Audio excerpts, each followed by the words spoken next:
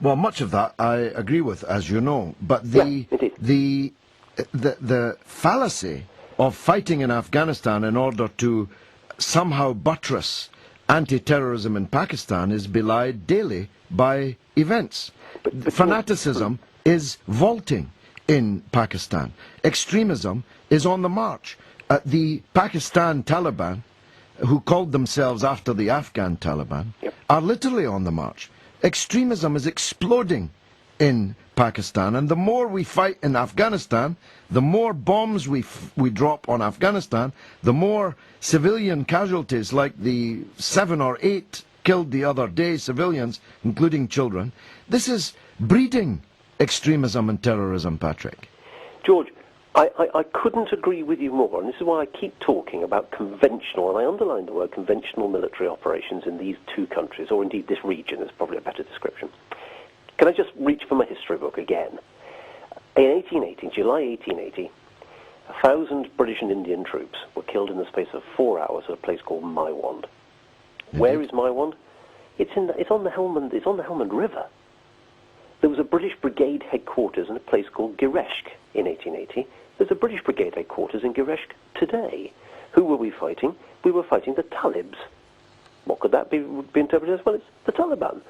How did we, after the disaster of Maiwand, how did we retrieve the situation in Afghanistan in 1818? Well, we're getting the hell out of the place. Exactly, by leaving. And buying the Afghans, treating with the Afghans, talking to the Afghans, and above all and beyond everything else, George, never calling them the Afghans, but empathizing with their tribal natures and dealing with the tribes intelligently and actually in a fairly humane way, albeit we killed quite a lot of them, George. You know, I'm not being an apologist for imperialism here. Well, why, if we could get it relatively right in 1880, and you know, I can hear historians all over the country saying the man's talking nonsense. But you know, I have studied it in depth, as you know, George, and you and I have talked about it before. Mm-hmm. If we got it relatively right in 1880, why the hell have we got it so wrong today? Particularly when we've had a textbook nonsense of operations in Pakistan, in Afghanistan, from the Soviets in the 1980s. You know, why do we insist on copying people who failed? Well, look.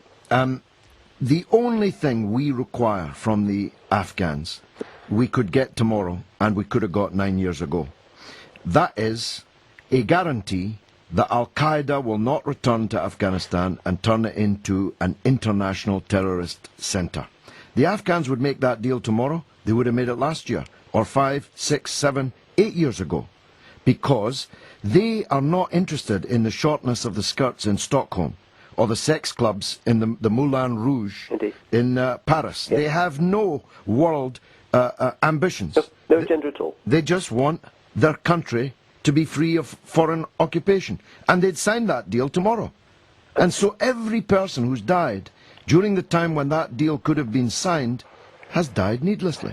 Well, there's a lot of truth in what you say, George. I disagree fundamentally with the tactics of operations over there, but I do believe that a military presence in Afghanistan, Pakistan is necessary, along with all the other, forgive me using the jargon, all the other lines of operation of countering insurgency, social, political, religious, economic, etc. All of this has got to be done to try to restore some form of stability to the region. But going to be expensive, Patrick, when we can't pay our child benefit bills. Of course it is, George. Of course it is, but a damn sight less expensive than sending the big battalions in and watching the poor devils bleed to death. Well, look, that has to be our exit strategy, Patrick, because we've overrun our time. But as always, a great pleasure and a delight to talk to you. Thanks very much indeed for that. We'll go to John in Croydon next, but after this.